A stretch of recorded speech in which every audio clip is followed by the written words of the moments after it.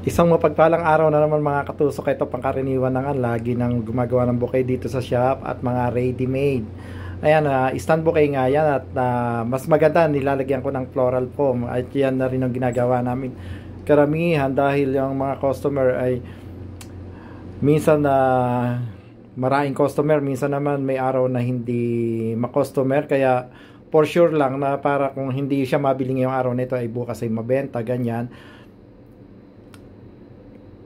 Para hindi mamatay agad yung bulaklak. Mas matagal ang buhay ng bulaklak kung nasa floral foam. Ayan na nga, at napili kong kulay ay purple and white ang aking bulaklak. Nilagyan ko na isang brassica or cabbage rose sa gitna. Ang aking arrangement pala ay hindi balance yan. Ang mga bulaklak ko dyan ay cabbage rose, rose na white, at purple na lisianthus or yung stoma. At nilagyan ko ng limonium na purple. At ang balot ko rin ay purple and white.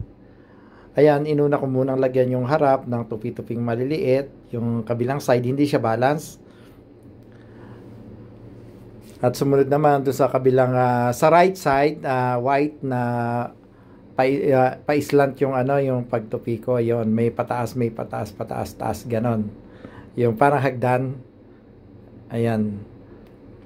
At pag nagrarapping nga pala ako ng stand bouquet, hindi ako masyadong gumagamit ng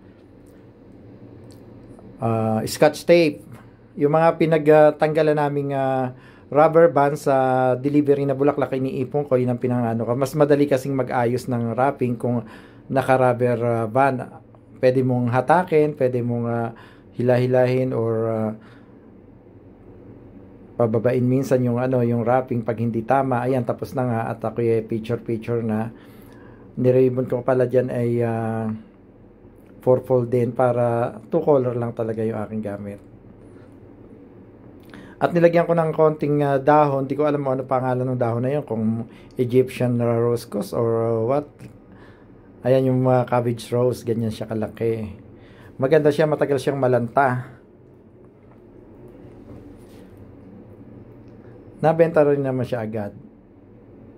Kasi minsan tinitingnan ko yung taste ng customer, yung kulay, yung ganyan, yung alin ba yung karamihan na gusto ng customer. Meron namang iba sa ibang yung mga mix na kulay. Ito yung talagang two color lang talaga ko, yung pinaggawa.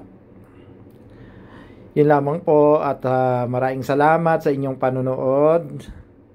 Sa mga hindi pa po naka-follow sa akin, mag-follow kayo at mag-iwan po kayo ng bakas at kayo ay babalikan ko rin.